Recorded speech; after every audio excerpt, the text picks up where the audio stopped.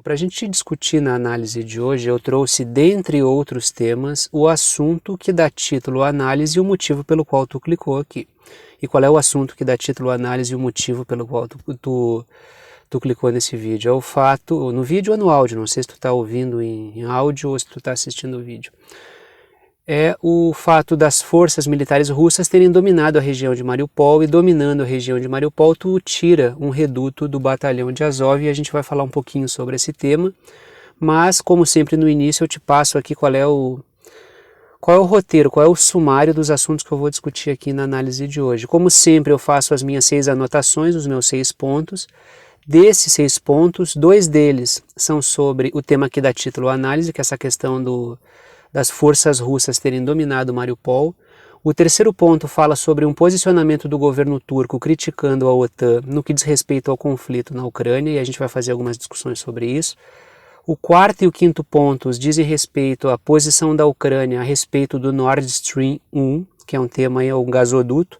A gente sempre discutiu aqui no canal o Nord Stream 2, que inclusive a Ucrânia fez de tudo para empastelar, e os norte-americanos também. Hoje a gente vai falar um pouquinho sobre a posição da Ucrânia a respeito do Nord Stream 1. A gente vai falar tanto do Nord Stream 2 quanto do Nord Stream 1. Vou tentar fazer uma discussão bem sintética aqui, mas que fique compreensível para todo mundo.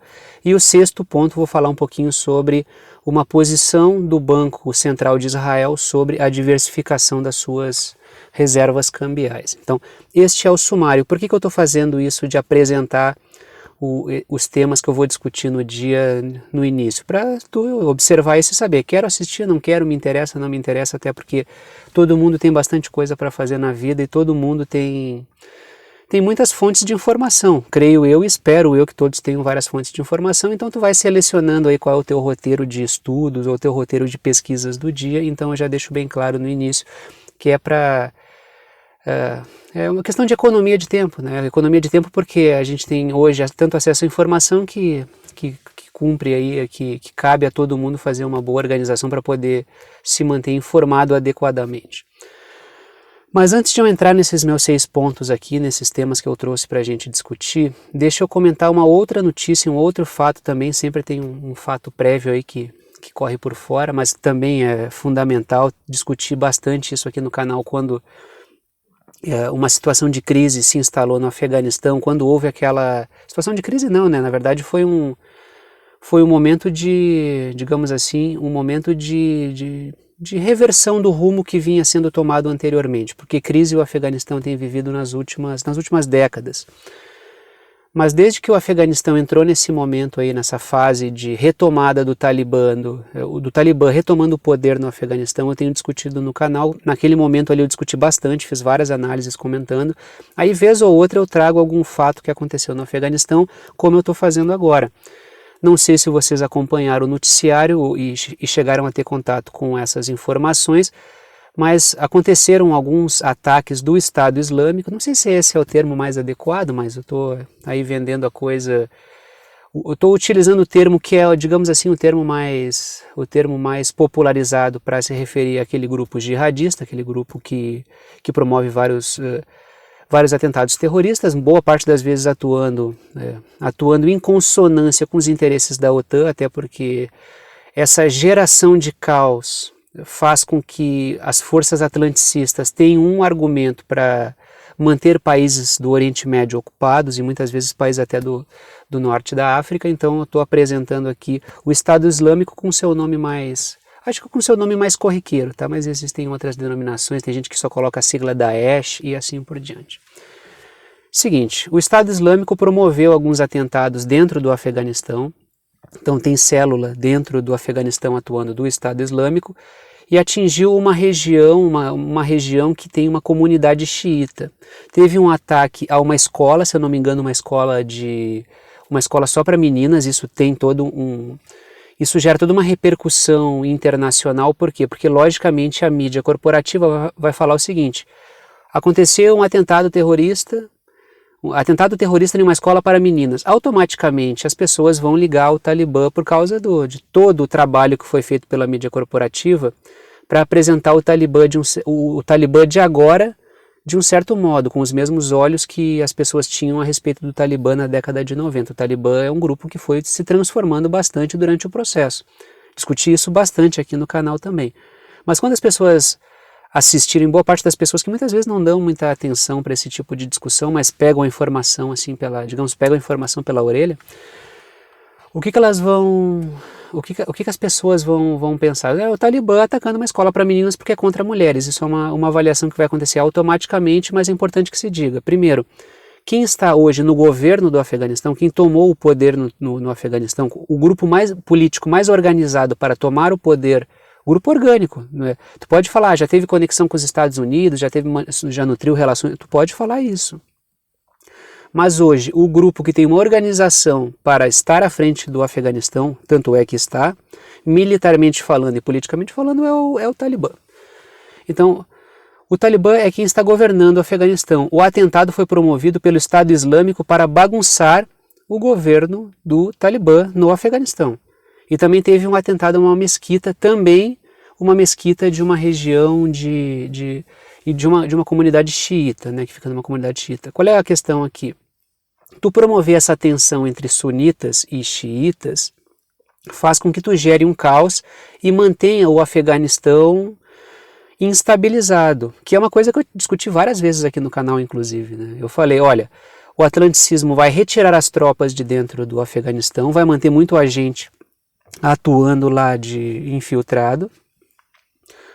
O atlanticismo tira suas tropas de lá, o Ocidente tira suas tropas de lá, mas não vai deixar o caos sair de lá. Então ele vai manter o caos dentro do Afeganistão, para que o Afeganistão não consiga se estabilizar, não consiga retomar um rumo político, um rumo econômico, se integrando à Eurásia de maneira independente, autônoma e soberana, e fazendo isso mantém o caos na região. É justamente isso que tem acontecido. Esses grupos jihadistas, boa parte das vezes, como eu falei, eles atuam em prol dos interesses da própria OTAN, em prol dos interesses atlanticistas. São grupos bancados por forças ocidentais na maior parte das vezes.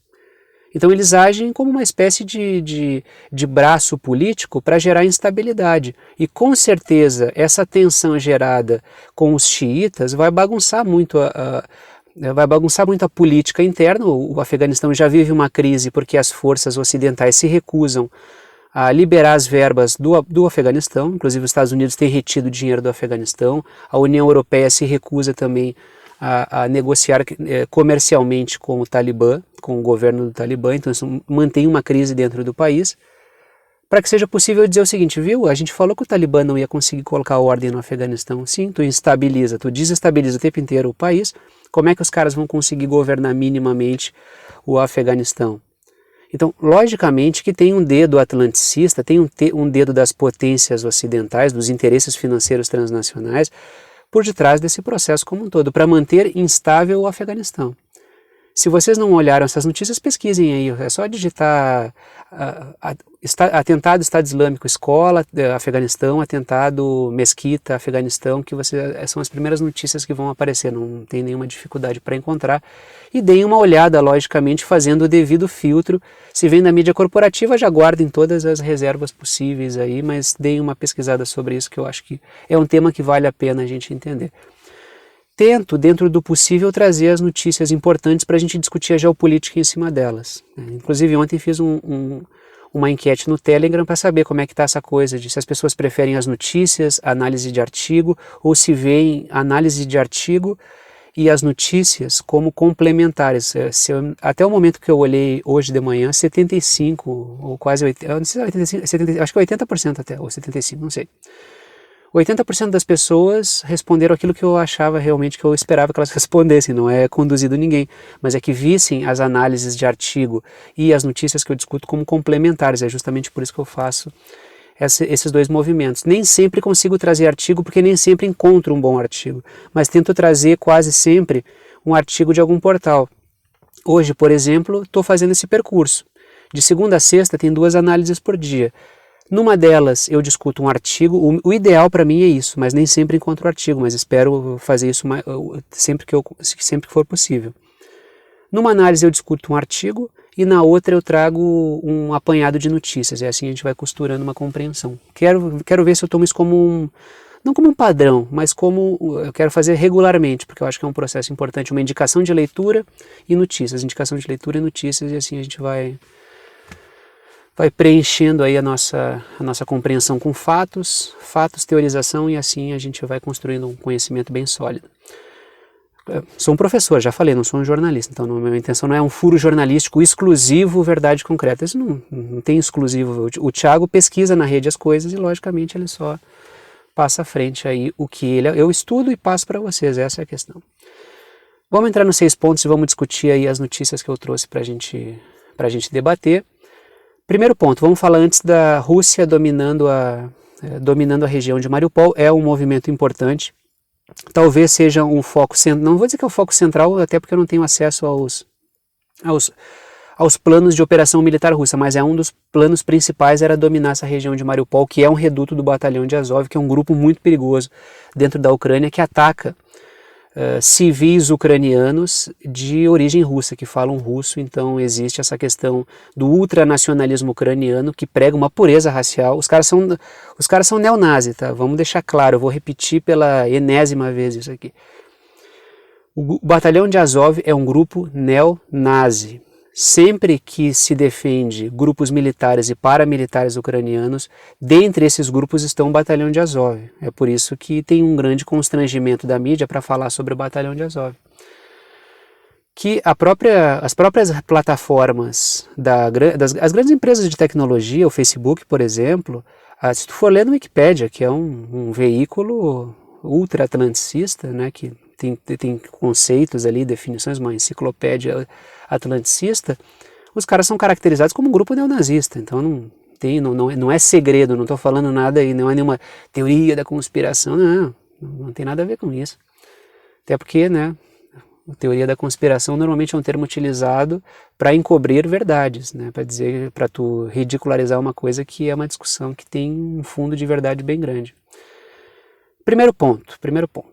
As forças militares russas dominaram completamente a região de Mariupol. Ficou uma usina siderúrgica, se não me engano, onde grupos militares e paramilitares se acastelaram. Aí até um camarada me mandou uma notícia que eu olhei agora de manhã, até respondi para ele, de que a mídia corporativa está abordando essa questão como se civis estivessem dentro da usina. É aquele trabalhinho que faz a mídia corporativa de que na Ucrânia todo mundo é civil. Do lado ucraniano todo mundo assim, não tem militar nem paramilitar, não tem força treinada, não tem nada. A sensação que a mídia quer passar é que é o exército russo com altas armas e bem treinado contra militares, contra civis ucranianos que fazem armas caseiras para lutar para dar aquele tom de disparidade, de a Rússia apanhando dos civis ucranianos. Não. O último ponto onde ainda resta uma resistência mínima ucraniana são grupos militares e paramilitares que estão acastelados numa usina siderúrgica, se não me engano, em Mariupol. Todo o restante já foi tomado. O Putin solicitou que as forças militares russas não atacassem, pelo menos por agora, para não gerar aquilo que a mídia corporativa quer que se gere, que é um ataque contra esse último ponto para dizer, viu, mataram civis dentro da usina e assim por diante. Então esse é o último ponto que ainda falta dominar, pelo menos até o momento em que eu li. Se aconteceu alguma coisa agora de manhã, por favor me perdoem, porque eu estou fazendo o vídeo justamente agora e não consegui. Então eu discuto nas próximas análises essa questão aí. Segundo ponto, um dos focos das operações russas, um dos focos principais das operações russas é neutralizar as forças paramilitares ultranacionalistas, as forças neonazistas, porque na verdade chamar esses caras de ultranacionalistas seria dizer que eles estão defendendo o interesse da Ucrânia. E eles não estão defendendo o interesse da Ucrânia. Esses caras agem como um braço do interesse da OTAN dentro da Ucrânia. Então é até demais chamar esses caras de ultranacionalistas. São grupos neonazis que têm como função principal utilizar o discurso nacionalista para empurrar a Ucrânia numa aventura que só vai privilegiar o confronto da OTAN para tentar gerar uma série de embrólios para a Rússia. Primeira coisa, né, esses grupos paramilitares aí, eles massacram os povos que vivem na região do Donbás. Os povos que vivem na região do Donbás são povos de origem russa. Então a Rússia, com essa operação, ela defende uma parcela da sociedade que tem uma relação direta com a Rússia enquanto nação. É por isso que esse é um dos focos principais, é tu conseguir estabilizar a região.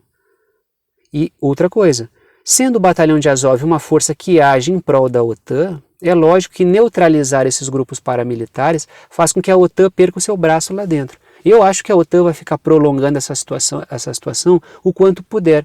Mesmo quando a situação for controlada militarmente, houver um acordo de cessar-fogo e a poeira baixar, mesmo assim grupos vão ser treinados para continuar bagunçando a Ucrânia. Eu acho que a coisa vai andar mais ou menos por aí. Inclusive o terceiro ponto tem até a ver com isso, que é a posição do governo turco criticando a OTAN. Vamos sair dessa situação de Mariupol e vamos falar um pouquinho sobre o terceiro ponto, que é um posicionamento do governo turco. O governo turco está acusando a OTAN de tentar prolongar o conflito na Ucrânia. Isso vai muito na linha daquilo que o chefe do Estado-Maior nos Estados Unidos falou tempos atrás, muito mais como um desejo do que propriamente como uma análise, porque quanto mais prolongar o conflito na Ucrânia, mais verba do governo norte-americano vai para as Forças Armadas. Então, o Batalhão de Azov ele faz de tudo é um dos grupos que agem dessa forma, mas se percebe que o governo Zelensky e o Batalhão de Azov fazem de tudo para prolongar esse conflito, primeiro porque, logicamente, altos interesses armamentistas nos Estados Unidos têm esse interesse.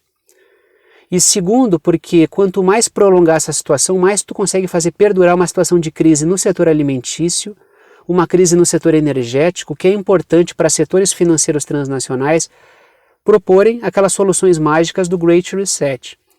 Crise na energia, vamos aproveitar e substituir o padrão de produção de energia pelas energias verdes. E aí tem uma pá de setores que querem abocanhar isso aí. Crise no setor de alimentos, não podemos depender da Rússia, da Ucrânia, dos fertilizantes bielorrussos, vamos transformar a nossa produção de alimentos. Aí vem um monte de corporação alimentícia e acaba abocanhando o setor do mercado de alimentos. Então, esse conflito perdurar atende ao interesse de vários setores e mantém uma crise absurda em todos os países, que é uma crise no preço dos alimentos, no preço da energia e assim por diante. Então essa crítica do governo turco vai na linha, mais ou menos assim, ele faz um diagnóstico que é o mesmo diagnóstico que o governo russo acaba fazendo, que é o fato do governo Zelensky não querer acabar com essa guerra, e é o desejo dos militares norte-americanos que esse conflito aí continua, pelo menos dos grupos ligados à indústria de armas. Tem um grande entrelaçamento entre indústria de armas, setores do governo e militares ali nos Estados Unidos. Quarto e quinto pontos têm a ver com a posição da Ucrânia sobre o Nord Stream 1. Só uma coisa, tá? Aqui no canal, antes, eu tenho falado sobre o Nord Stream 2. Tiago, eu não sei onde é que é o Nord Stream 1, por favor, me ajuda. Eu sei onde é o Nord Stream 2, porque eu já pesquisei onde fica o Nord Stream 1. Coloca aí Nord Stream 1 mapa e tu vai encontrar ali direitinho ele. Tu vai encontrar ele direitinho ali no mapinha, tá? Então dá uma pesquisada aí que tu vai encontrar. Aí tu vai saber do que se trata, que é um gasoduto que leva gás da Rússia até a Europa. Aquele gasoduto que não começou a funcionar é o 2, Nord Stream 2. Este que eu vou falar agora é o Nord Stream 1, que já está em funcionamento. Quarto ponto, a Ucrânia solicitou à União Europeia, olha só a cara de pau, que o gasoduto Nord Stream 2 seja desativado e o gás que é enviado pelo Nord Stream 2 vá pela Ucrânia. Para quê? Para aumentar a posição econômica da Ucrânia e a dependência russa em relação à Ucrânia para o transporte de gás para a Europa, para dar mais valor geopolítico à Ucrânia. Cara, uma questão assim, ó, não foi justamente isso que a gente discutiu durante todo o tempo quando a gente falava da Ucrânia gerando problema por o Nord Stream 2 para a Rússia? Não era atingir a parceria Alemanha-Rússia no que diz respeito ao gasoduto? Não era um interesse em não perder a sua função central como zona de passagem de gás da Rússia até a Europa? Então agora ficou essa é uma questão de aquela coisa do batom na cueca. É lógico que a Ucrânia está aproveitando o cenário para botar na mesma uma porrada dos seus interesses. Aí o governo ucraniano está tentando retomar uma certa centralidade. Então esse pedido para que o gás não seja enviado pelo norte da Europa e sim passe pela Ucrânia tem tudo a ver com isso. Foi por esse motivo, que é o que eu coloco até no quinto ponto, prestem atenção. Lembremos que a Ucrânia já atuou para impedir a conclusão do Nord Stream 2 junto com os Estados Unidos. tem este interesse da Ucrânia. Então, cada vez fica mais claro, quanto mais o tempo passa, mais fica claro os interesses que estavam por detrás dessa bagunça que foi gerada aí para puxar a Rússia para dentro de uma confusão dentro da Ucrânia. Quem sofreu com isso? O povo ucraniano, a Rússia que está tomando ferro aí por causa das sanções, o povo europeu que está passando maus bocados aí por causa da crise que vive energética, mas também por outros motivos a crise energética na Europa, e o mundo como um todo passa um certo trabalho por causa do aumento do custo de um monte de coisa. Aí os governos tendo que dar nó em pingo d'água para conseguir driblar essa situação, que favorece setores financeiros, setores corporativos e favorece um monte de indústria armamentista, logicamente.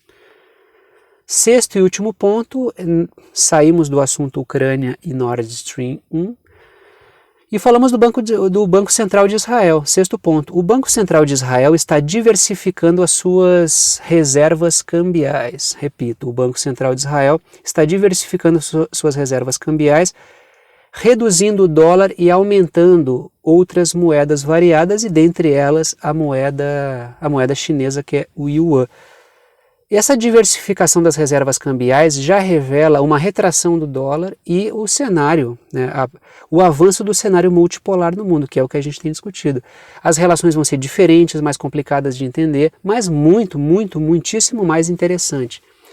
Toda quebra de hegemonia é fundamental e o cenário multipolar é justamente isso. Claro, está tentando se fazer um redesenho para que algumas regiões sejam altamente monopolizadas. Mas logicamente que numa escala global isso vai ficar muito mais complicado, para não dizer impossível, tá? Essa dominação global ela é uma coisa que dificilmente vai ser possível nos próximos tempos. Total por parte de um país, né? Ou de um grupo pequeno. Então Israel continua com aquela prática de um pé em cada canoa, né? Estamos com os Estados Unidos, mas, né, estamos com a Rússia, estamos com todo mundo também, porque não se sabe um futuro muito bem delineado. Dito isso, vou parando por aqui. Gostou da análise, gostou do canal, quer saber como apoiar esse canal independente? Todas as formas de apoio estão na descrição aqui embaixo. Agradeço a todos que apoiam e mantêm esse trabalho diário funcionando. Se não fosse vocês, não haveria esse trabalho diário aqui. Agradeço a todos pelo apoio financeiro.